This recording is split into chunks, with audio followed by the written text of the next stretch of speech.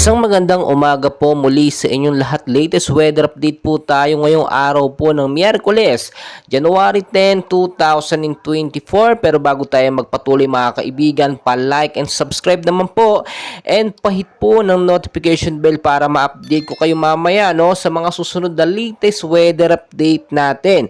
So as of now, ang hypnosis po natin ngayong umaga, northeast monsoon pa rin po ang nakakaapekto sa ilang bahagi po ng Northern at Central Luzon. Eastern Lights naman po ang nakakapekto naman sa ilang bahagi rin ng ating bansa. So as of now, patuloy pa rin po nating minomonitor or binabantayan ito nga pong dalawang active LPA dito sa may bandang Kanluran. Makikita nyo naman itong dalawang bilog na kulay violet na yan, na mataan po natin yan. Nung una, mga cloud cluster lamang yan na nabuo bilang active LPA, pero as of now, malayo naman at walang direktang epekto sa ating bansang Pilipinas, pero syempre hindi po natin yan pwedeng babayaan, dapat bantayan pa rin natin yan.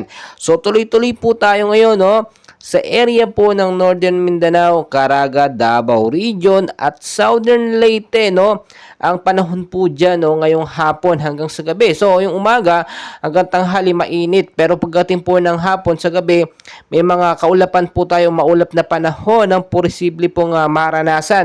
Dala po yan ang sinatawag natin na easterlies. Mag-ingat po kayo sa banta po ng rainfall shower, mga thunderstorm. Posible rin magkaroon ng isolated rainfall shower at patuloy na pag-ulan. So mag-ingat kayo sa banta po ng pagbabaha at landslide sa matataas na area. Sa area naman po ng Cagayan Valley at Aurora, maulap din na panahon ng mararanasan dyan ngayong hapon hanggang sa gabi. Pero sa umaga, tanghali posibleng maging mainit ang panahon. Pero huwag kayong pakampante. Pagdating ng hapon, posibleng magkaroon ng mga light rains o mahinang pag-uulan naman. Dala po yan ng northeast monsoon. Wala naman masyadong pinag-iingat, pero maging handa pa rin anumang oras. Sa area naman po ng Ilocos Region, Cordillera at ilang bahagi po ng Central Luzon, maulap na panahon din ang mararanasan dyan, na meron nga po mga isolated light rains, mahinang pag-uulan lamang, pero dapat maging handa at bantayan pa rin natin. Dala po yan ng northeast monsoon. So yung manda pong mga nasa banggit po na lugar, mag-ingat pa rin kayo sa bantayan ng pagbabaha at yung landslide prone area sa matataas na lugar. So dito naman po tayo dumako sa Metro Manila at ilang bahagi po ng ating bansa. Maulap din ang panahon ng mararanasan o posibleng maranasan pagdating ng hapon, at posibleng magkaroon po ng mga rainfall shower, thunderstorm pagdating po ng sa gabi. So may nabantayan natin yan within 2 to 4 hours. Dapat maging handa po kayo yan.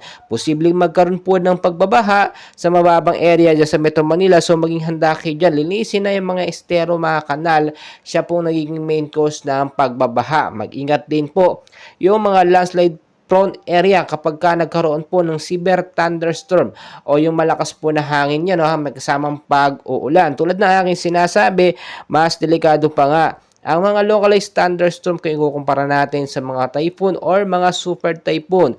So maging handa kayo anumang oras. Wala naman tayong binabantayan na bagyo. Posible sa susunod na mga linggo ay pumasok itong sinasabi natin na unang bagyo ngayong 2024 na tatawagin nga pong Bagyong Kabayan. So paalala ko lamang po sa inyo mga kaibigan, know the weather before you go para handa kayo lagi or tayo sa lagay ng panahon. Magdala ng payong, jacket o kaya naman po kapote.